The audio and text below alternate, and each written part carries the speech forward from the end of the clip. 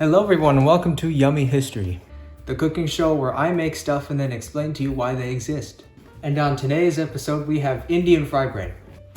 I picked this recipe because this particular dish is something that my grandmother has made for a long time and my dad has grown up eating. I asked her for the recipe and fortunately it's been so long that she doesn't remember how to make it.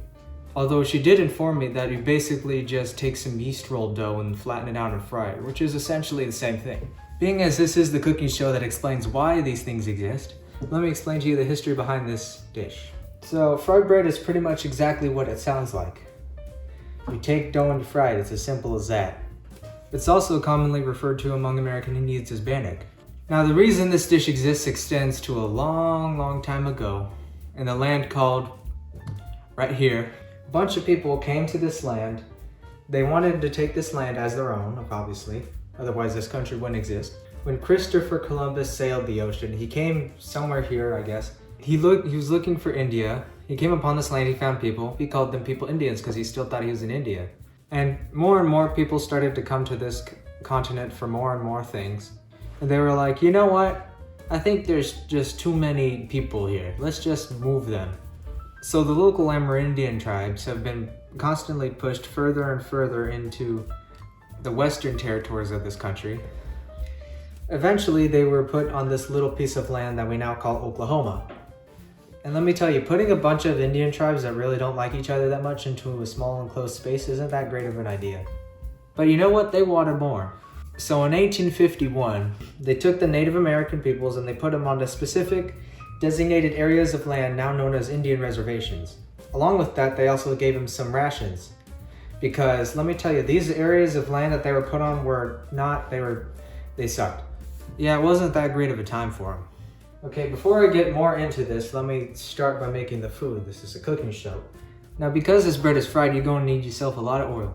You're going to need about an inch depth of oil in your pan, which you're going to be frying this in. And in we go.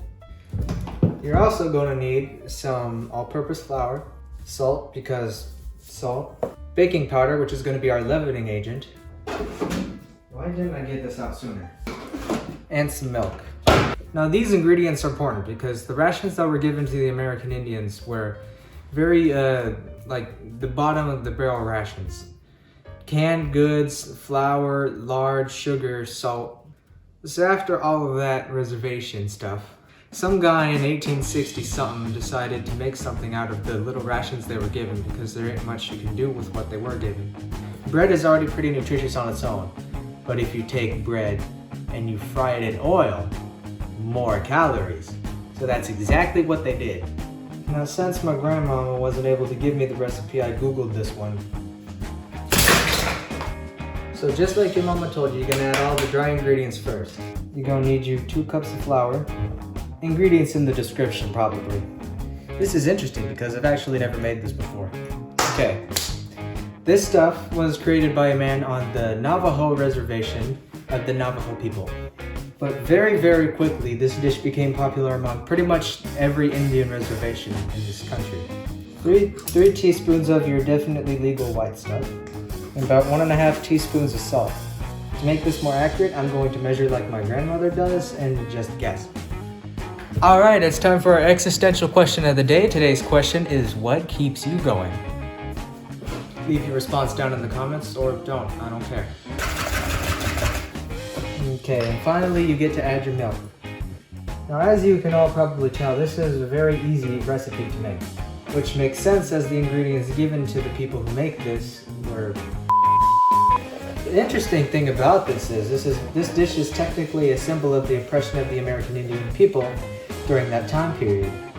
Yet now it has become pretty much the most crucial dish to Native Americans in history. Besides beef jerky and squash, or salmon, or it depends on where you live. The Inuits, it's a lot of blubbery fish. Remember kids, it's not cultural appropriation if you make the food right. Throw all of that stuff on this right here. And, nowadays this bread is very commonly served at powwows, which are kind of like festivals. Very interesting, you should attend one. Oh shoot, the oil. Yes, heat this to 350 degrees, or as I call it, enough degrees. There is a problem with this though, is that obviously it's bread that is deep fried, so it's not exactly that healthy. And obesity is a pretty big problem within the American Indian community, which is a shame. After all that, you're going to want to divide this into about 8 pieces.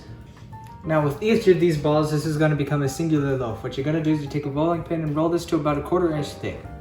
Now you can use this time kneading the dough to take out some pent up aggression you may have over the years.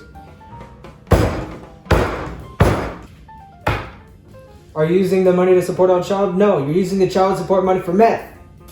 Try not to have any manic episodes while doing so. I have made tortillas before, so this is pretty similar to that. My dad grew up on an Indian reservation himself, so he's probably very aware of the hardships that come with living on one, because look at where I am now. I think this is better. Oh, it's getting hot in here. All right, we're over here now. So you're gonna wanna fry each of these for about 1 to 2 minutes or until they're lightly brown on each side. Yeah, let's do this. The better way to test it is if you take a bit of dough and you dip it in the oil. Oh yeah, see, right there, yep. Now you may see fry bread a lot larger than this, but this is what I'm doing, so deal with it.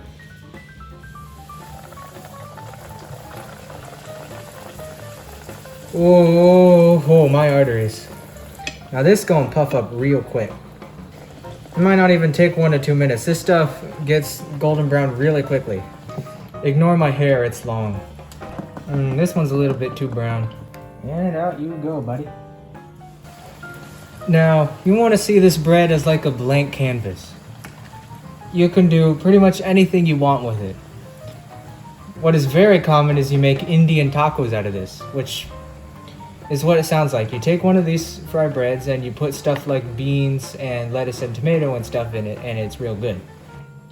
Fun fact, my parents once took my dog to a training camp that was right next to where the Dude Perfect headquarters is. That's not important to any of this, I just wanted to let you know. Because the Dude Perfect studio is like 20 minutes from here. And there you have it, everybody. You can eat this for breakfast, lunch, dinner, or a snack depending on what you put on it. If you have any suggestions as to what historical dish I might be able to cook, please leave it down in the comments. And I'm gonna go put some cinnamon sugar on this and call it a day.